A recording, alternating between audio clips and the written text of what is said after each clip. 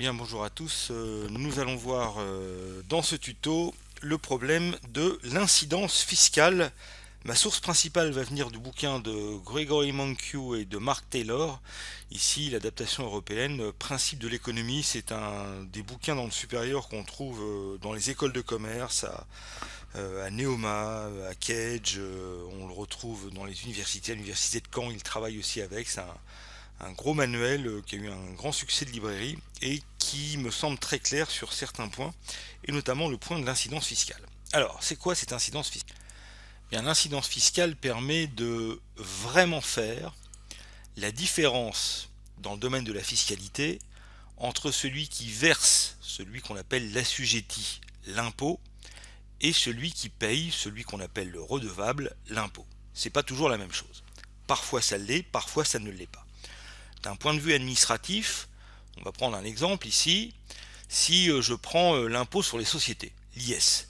Donc l'IS, il est environ à 33%, bon ça dépend un peu des sociétés, mais enfin environ à 33% du chiffre d'affaires, et donc ça signifie que celui qui verse cet impôt, l'impôt sur les sociétés, c'est l'entreprise, et celui qui paye, le redevable, la société, qui paye. Donc là, on peut dire que celui qui verse et celui qui paye, c'est la même chose. C'est la définition de ce qu'on appelle un impôt direct. Le problème, c'est ce que l'on va voir un peu avec le problème de l'incidence fiscale, c'est que c'est pas forcément, même dans le cadre d'un impôt direct, c'est le cas de l'impôt sur les sociétés, il n'y a pas forcément identification entre celui qui verse et celui qui paye. Je prends un deuxième exemple. Qui paye la TVA? Alors là, la TVA, c'est le contraire, c'est un impôt indirect. Pourquoi un impôt indirect? Parce que celui qui paye le redevable, c'est le consommateur. La taxe sur la valeur ajoutée, c'est une taxe sur la consommation finale. C'est le consommateur qui va payer la taxe. Quand vous achetez un produit dans un magasin, vous payez toute taxe comprise quand vous le faites en tant que consommateur. Donc celui qui paye le redevable, c'est le consommateur. Mais celui qui verse le montant de la TVA à l'État, au trésor public en l'occurrence, c'est souvent l'entreprise qui va collecter cet argent. Donc celui qui verse n'est pas le redevable. Celui qui verse n'est pas celui qui paye avec la TVA. Donc c'est pour ça qu'on considère que la TVA est un impôt indirect. Donc en apparence, les choses sont simples. C'est le consommateur qui paye la TVA. On va voir qu'en réalité, justement, le problème de l'incidence fiscale n'est pas aussi simple. Il arrive parfois que ce soit en fait le producteur qui paye en réalité la TVA. Et c'est ce que justement, c'est ce que l'incidence fiscale va permettre d'expliquer. Alors par exemple, ça peut aussi d'autres, pas seulement les taxes avec le trésor public, ça peut être par exemple qui paye les frais de notaire, par exemple. Alors là encore, d'un point de vue juridique, les choses sont très très simples.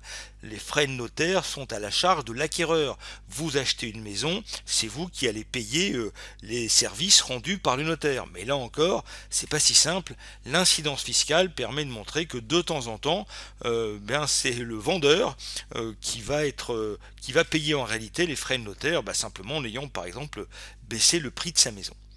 Bon, donc ici, le problème, c'est donc un problème de savoir qui verse et qui paye. C'est la difficulté de ce premier slide pour savoir quel est le problème de cette incidence fiscale. Alors l'incidence fiscale, on va imaginer ici un marché très très simple. On va imaginer un petit marché des cornets de glace. Et sur ce marché des cornets de glace, alors ça suppose de connaître le modèle de l'offre et la demande, mais c'est tout ce dont on a besoin de connaître. J'ai ici mon prix du carnet de glace exprimé en euros sur l'axe des ordonnées et sur l'axe des abscisses les quantités. Ma courbe d'offre elle est croissante, ma courbe de demande est décroissante. À l'équilibre, quand l'offre est égale à la demande, j'ai 100 quantités échangées et j'ai un prix d'équilibre de 2 euros le cornet de glace. Ok, jusqu'ici pas de problème quand on sait... il y a d'autres tutos pour savoir comment ces courbes, ce modèle peut être construit, mais enfin voilà, on n'a pas besoin d'aller plus loin. On va imaginer maintenant que le gouvernement a besoin de recettes fiscales et il veut taxer, il se dit tiens, l'été arrive, on va taxer les glaces, ça va être de la recette fiscale supplémentaire et nous ce qui nous intéresse c'est de savoir qui va payer. On va imaginer que le gouvernement dans un premier temps, il décide de mettre une taxe de 50 centimes sur les acheteurs de glace. On imagine le débat à l'Assemblée, les députés sont réunis, la glace ça fait grossir, c'est pas bien, on va inciter les consommateurs à manger moins de glace, et bien on va taxer les glaces, et voilà, à chaque fois que vous achetez un cornet de glace, et bien vous allez payer une taxe de 50 centimes. Donc là, l'économiste, il entend la mesure, et donc il se demande quelles conséquences ça va avoir sur le marché de la glace. Donc est-ce que ça va être l'offre qui va être affectée ou est-ce que ça va être la demande? Voilà, si ce sont les acheteurs de glace, a priori, on pense que la demande sur le marché de la glace va être impactée par cette taxe. Rien de très compliqué pour l'instant. Et donc on peut savoir si la courbe de demande elle va se déplacer à droite ou à gauche. Bon bah là clairement, puisque c'est une taxe, ça va amputer la demande. À chaque prix du marché donné, la demande sera plus faible. Donc on peut anticiper que la demande va se décaler vers la gauche ou aller vers le bas, ce qui revient exactement au même. Et donc là ici, la demande elle va aller vers la gauche ou vers le bas, et plutôt vers le bas d'ailleurs, et on peut même traduire exactement arithmétiquement le déplacement de la courbe de demande qui va être ici de 50 centimes, moins 50 centimes, ici une diminution vers le bas de la courbe de demande. Donc là c'est l'impact que la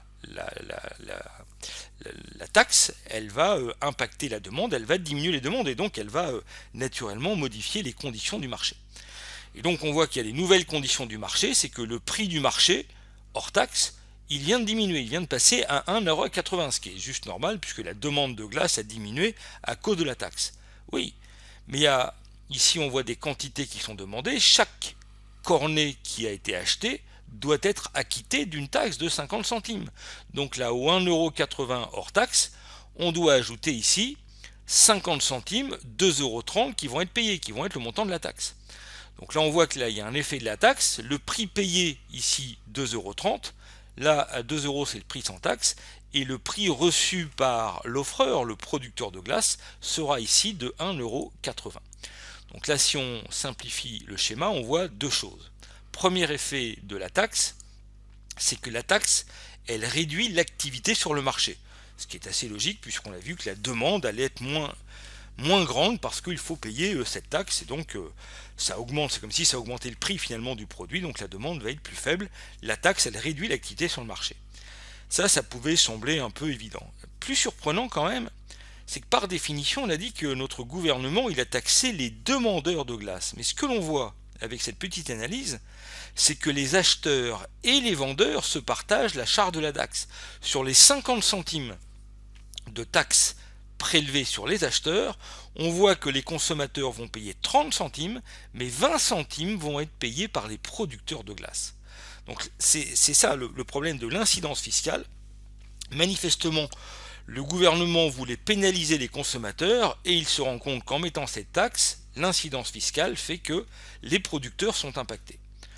On va poursuivre notre analyse, on va imaginer par exemple que le gouvernement se rend compte, il dit ah, c'est dommage, on n'aurait peut-être pas dû taxer les acheteurs de glace, on va peut-être plutôt taxer cette fois-ci les vendeurs de glace. Alors on est sur le même marché, je prends les mêmes données, ici le même prix d'équilibre, et là on imagine que le gouvernement met une taxe de 50 centimes sur les vendeurs de glace. Donc là, même raisonnement que tout à l'heure, quel segment du marché va être impacté par cette mesure? Très clairement, c'est l'offre. Et l'offre va augmenter ou elle va diminuer, aller vers la droite ou vers la gauche, clairement l'offre va être impactée, puisqu'à chaque fois qu'on vend un cornet, on doit payer une taxe de 50 centimes.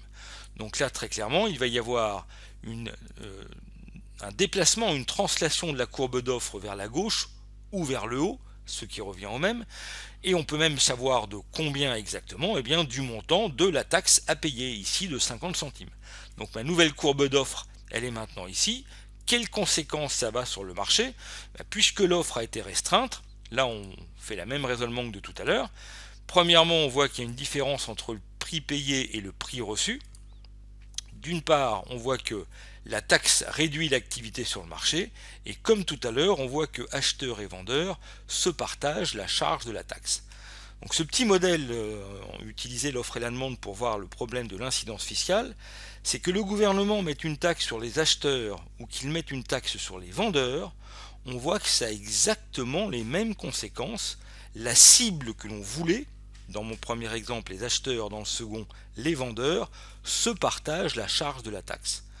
Alors là c'est assez étonnant, on va voir dans un deuxième tuto les conséquences de ce que ça peut donner. Mais là, je veux qu'on comprenne de ce tuto un petit point de vocabulaire, c'est que finalement, la taxe est donc à l'origine d'un écart entre le prix que les acheteurs paient et le prix que les vendeurs reçoivent. Donc là, on reprend mon petit marché, demande et offre. Je ne vais pas faire bouger comme je l'ai fait précédemment. Là, on va garder les conditions initiales. On va prendre un petit raccourci en disant que finalement, que quand on a une taxe, ici, la hauteur de mon segment elle est de 50 centimes, c'est ma taxe de tout à l'heure, c'est ce qu'on appelle le coin fiscal. Ici, là, tout à l'heure, on était à 100 d'activité économique. L'activité économique, elle a été limitée par la taxe, mais le coin fiscal, c'est cet écart qu'il y a entre le prix payé par les consommateurs et le prix reçu. Et dans l'exemple, ici, dans l'exemple que j'ai pris, qui est inspiré du bouquin de Gregory Mankiw, dans ce bouquin, on a le sentiment, si on regarde le prix hors taxe qui était ici, on a le sentiment que à peu près les consommateurs et les producteurs se partagent de manière presque égale le montant de la taxe. Est-ce que c'est toujours le cas? N'y a-t-il pas parfois un segment du marché qui supporte une plus grande partie de la charge fiscale? C'est ça le problème de l'incidence fiscale. Eh bien oui, la réponse c'est oui, et c'est ce qu'on va voir dans un second tuto. À quelles conditions quelle est la partie du marché qui supporte plus généralement la taxe? Mais pour comprendre cette deuxième argumentation que l'on va voir dans un autre tuto, il faut passer par une notion qui fait partie d'un préalable pour le comprendre, qui est la notion d'élasticité. Il y a un tuto sur ce point, je vous recommande de le voir avant de voir le second tuto qui porte sur l'incidence fiscale. Voilà, je vous remercie de votre attention.